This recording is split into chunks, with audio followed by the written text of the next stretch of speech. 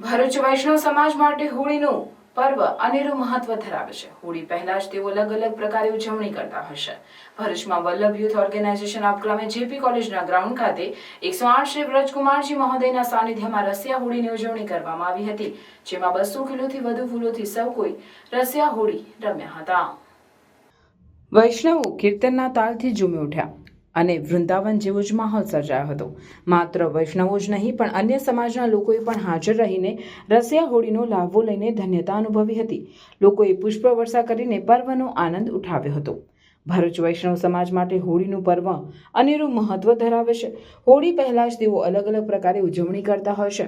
ભરૂચમાં વલ્લભ યુથ ઓર્ગેનાઇઝેશનના ઉપક્રમે જેપી કોલેજના ગ્રાઉન્ડ ખાતે 108 શ્રી વ્રજરાજકુમારજી મહોદયના સાનિધ્યમાં રસિયા હોળીની ઉજવણી કરવામાં આવી હતી, જેમાં 200 કિલોથી વધુ ફૂલોથી સૌ કોઈ રસિયા હોળી રમ્યા હતા।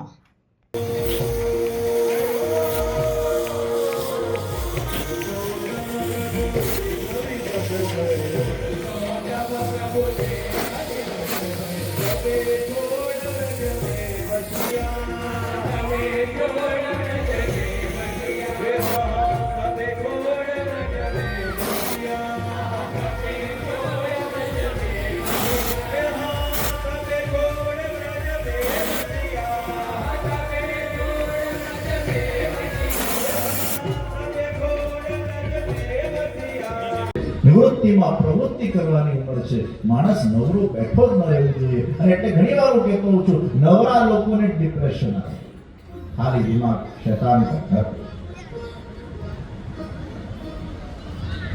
હું ઘણા નવરાઓને ઓળખું છું, એ લોકો એટલું લખ કર્યા કરે વગર લેવે દેવે, આરટીઆઈ લખ કરીને બધાના વિરુદ્ધમાં લખ કરવા। એમનું ઉદ્દેશ છે નવરા એટલે લખ।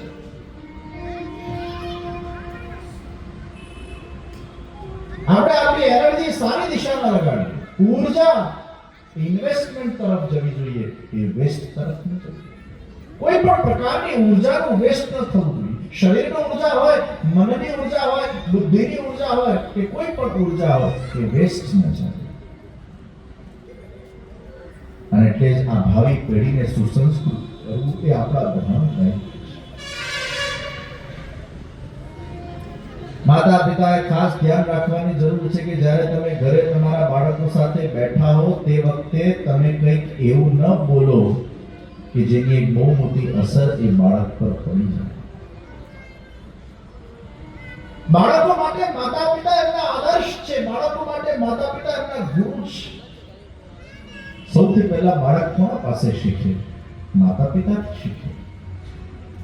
જો પિતા સોફા પર આમ લાંબા ટાટિયા કરીને જો સિગરેટ ફૂંક કરશે અને બાજુમાં પેલો ટેણીઓ બેઠો હશે અને સિગરેટના ધુમાડાઓના વચ્ચે પિતાને આમ જોતો હોય ટગર તો એ બાળકમાં શું સંસ્કાર પડે કે પિતા પીએ તો આપણને પીવાનું શું વાંધો? પિતા અને મા એ શું કરે છે એની બહુ મોટી અસર એ બાળક પર પડે છે।